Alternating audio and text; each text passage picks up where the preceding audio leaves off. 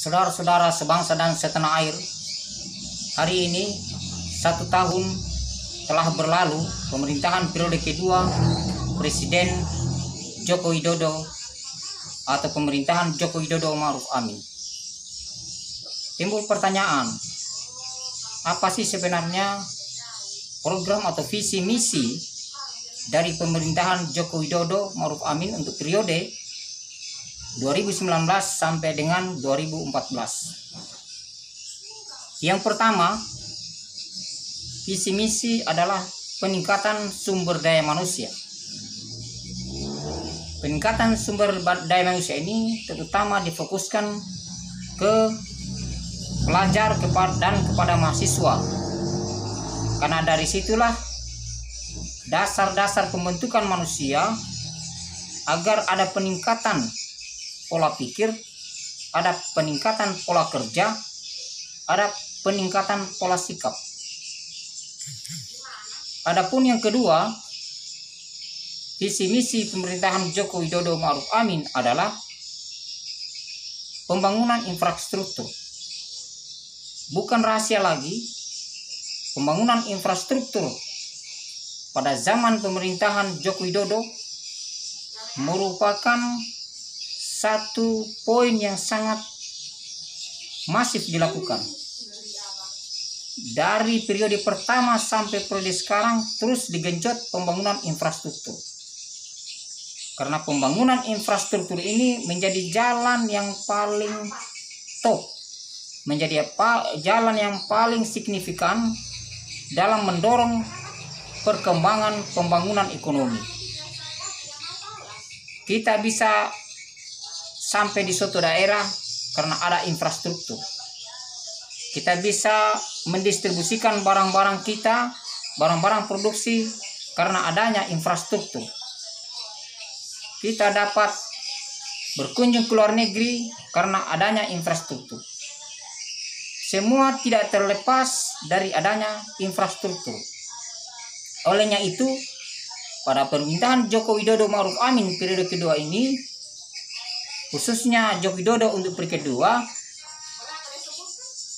digenjot benar-benar infrastruktur agar menjadi instrumen yang paling menguntungkan di dalam mendistribusikan barang-barang, di dalam akses dari satu tempat ke tempat lain agar murah, efektif, dan mudah. Kemudian yang ketiga, visi misi pemerintahan Joko Widodo Ma'ruf Amin adalah penyederhanaan regulasi atau penyederhanaan peraturan. Singkatnya adalah membuat peraturan yang membuat lapangan kerja, membuat ekonomi bisa cepat terlaksana. Jadi mudah dan cepat. Visi misi ini sengaja menjadi poin yang diambil oleh pemerintahan Joko Widodo Ma'ruf Amin, karena selama ini regulasi yang rumit tentu akan menghambat proses pembangunan ekonomi, akan menghambat proses-proses bisnis, akan menghambat akses manusia, akan menghambat akses barang, sehingga semua ini akan menghasilkan biaya yang tidak sedikit. Dengan demikian, maka harga-harga produksi juga akan berpengaruh sehingga naik, sehingga daya beli masyarakat akan menurun terhadap produk-produk tersebut. Kemudian yang selanjutnya, visi misi pemerintahan Jokowi adalah penyederhanaan birokrasi. Birokrasi ini menjadi salah satu poin penting di dalam mendorong perkembangan ekonomi, di dalam mendorong pembangunan ekonomi. Birokrasi yang menghambat bisa menghambat lajunya perekonomian. Birokrasi yang berbelit-belit akan juga menjadi mahal biaya produksi, sehingga daya saing dan daya beli akan berkurang terhadap produk-produk yang kita produksi. Kemudian yang kelima, visi misi pemerintahan Jokowi Ma'ruf Amin adalah transformasi ekonomi. Jadi sekarang ini media telah berubah. Sekarang ini era transformasi, era komunikasi dan informasi. Sehingga yang tadinya manual bisa kita menggunakan auto. Yang tadinya manual kita bisa menggunakan digital. Sehingga prosesnya cepat dan terhindar dari berbagai manipulasi. Contoh dekat saja, kita menggunakan e-money di dalam transaksi. Maka terjadinya manipulasi, terjadinya korupsi di dalam pembayaran ataupun dalam mengolah keuangan akan sangat rendah, ya. Tidak bisa orang mengadakan atau melakukan manipulasi ketika menggunakan e-money, sangat sulit karena akan terdeteksi. Namun kita ketahui juga bahwa sekarang ini apa yang telah dilakukan pemerintahan Jokowi tentu tidak semua bisa kita melakukan dengan cara membalikkan telapak tangan. Tentu ada kelebihan pemerintahan Jokowi, justru lebih banyak kelebihannya. Tetapi tidak bisa kita pungkiri bahwa ada kekurangan di sana sini.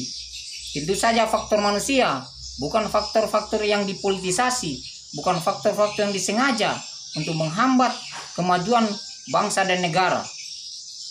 Kita bisa lihat dari pembangunan ekonomi pada kuartal kedua 2020, sekarang ini terjadi kontraksi ekonomi 5,3%.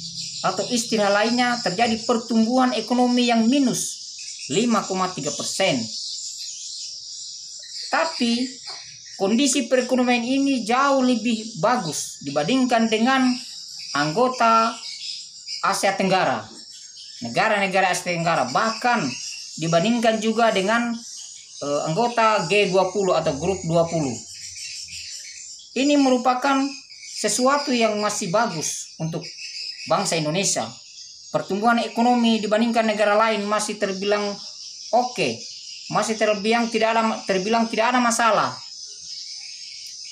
Tentu saja hal ini tidak lepas dari COVID atau pandemi COVID-19 yang kita alami sekarang ini. Kita lihat akibat adanya COVID-19 terjadi PHK, kurang lebih 3,5 juta orang kena PHK. Akibat ini berdampak pada peningkatan kemiskinan. Kemiskinan naik menjadi 10,4 juta. Ini tentu menjadi keprihatinan kita.